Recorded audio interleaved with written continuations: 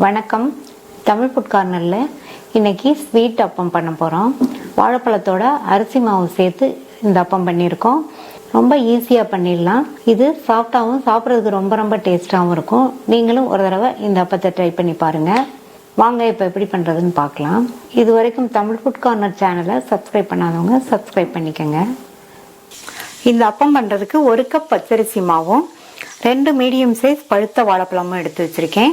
இந்த அப்பத்துக்கு நல்லா பழுத்த வாழைப்பழம் எடுத்துக்கங்க. நான் மீடியம் சைஸுங்கிறதுனால 2 பழம் எடுத்திருக்கேன். பெரிய பழமாக இருந்ததுன்னா 1 எடுத்துக்கங்க போதும். வெள்ளைக்கரைசல் ரெடி பண்ணிடலாம். இந்த பாத்திரத்தில் 1/2 கப் பொடித்த வெல்லம் சேர்க்குறேன். வாழைப்பழத்தில் இனிப்பு இருக்கிறதுனால இந்த 1/2 கப் வெல்லம் கரெக்டாக இருக்கும். இப்போ இதில் 1/2 கப்புக்கு கொஞ்சம் கம்மியாக தண்ணி சேர்த்து இந்த வெல்லத்தை கரைய வச்சலாம். வெல்லம் கரைஞ்சால் மட்டும் போதும். வெல்லம் நல்லா கரைஞ்சிருச்சு. இப்போ இந்த வெள்ளைக்கரைசலை வடிகட்டி ஆற விட்டுறலாம். 2 வாழைப்பழத்தையும் தோல் உரிச்சிட்டு இந்த மிக்ஸி ஜாரில் சேர்த்து, நான் இன்னைக்கு கற்பூரவள்ளி வாழைப்பழம் எடுத்திருக்கேன். நீங்கள் எந்த வாழைப்பழம் வேணாலும் எடுத்துக்கங்க.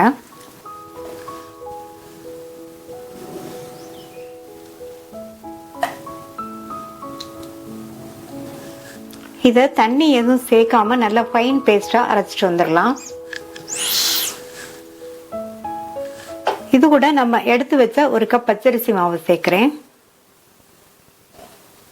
இதுல நம்ம வடிகட்டி வச்ச வெள்ளைக்கரைசலை கொஞ்சமாக சேர்த்து அரைச்சிட்டு வந்துடலாம்.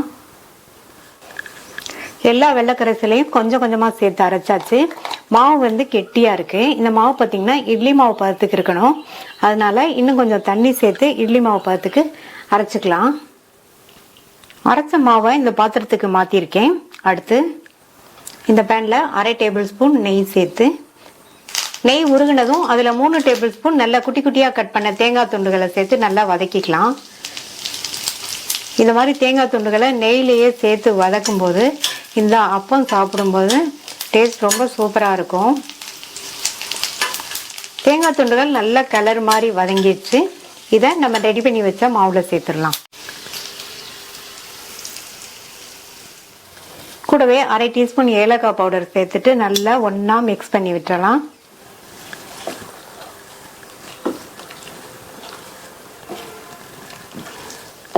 இந்த மாவில் 1/2 டீஸ்பூன் சமையல் சோடா சேர்த்துருக்கேன். அந்த வீடியோ ஸ்கிப் ஆயிடுச்சு. நல்லா மிக்ஸ் பண்ணியாச்சு. நம்மளுடைய அப்பத்துக்கு மாவு ரெடி ஆயிடுச்சு. பனியாரக்கல் போட்டு சூடாயிடுச்சு. அதில் கொஞ்சமாக நெய் சேர்க்குறேன். ஒவ்வொரு குழியிலையும் கொஞ்சமாக நெய் சேர்த்துட்டு அதுக்கப்புறமா ஊற்றிக்கலாம்.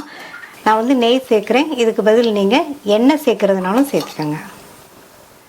நெய் உருகுனதும் கொஞ்சமாக எடுத்து ஒவ்வொரு குழியிலையும் ஊற்றிடலாம். குழி ஃபுல்லாக ஊற்றாமல் கொஞ்சம் கம்மியாக ஊற்றிக்கோங்க.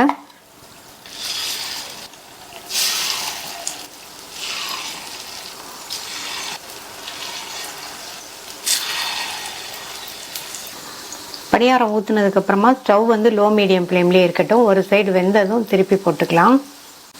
இது வெந்து வர்றதுக்கு 2லேருந்து 3 நிமிஷம் ஆகும்.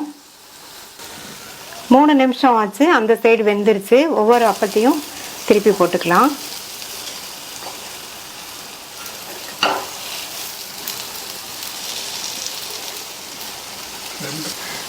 அப்பத்தை திருப்பி போட்டதுக்கு அப்புறமா அந்த சைடு 2 நிமிஷம் வெந்ததுக்கு அப்புறமா எடுத்துடலாம்.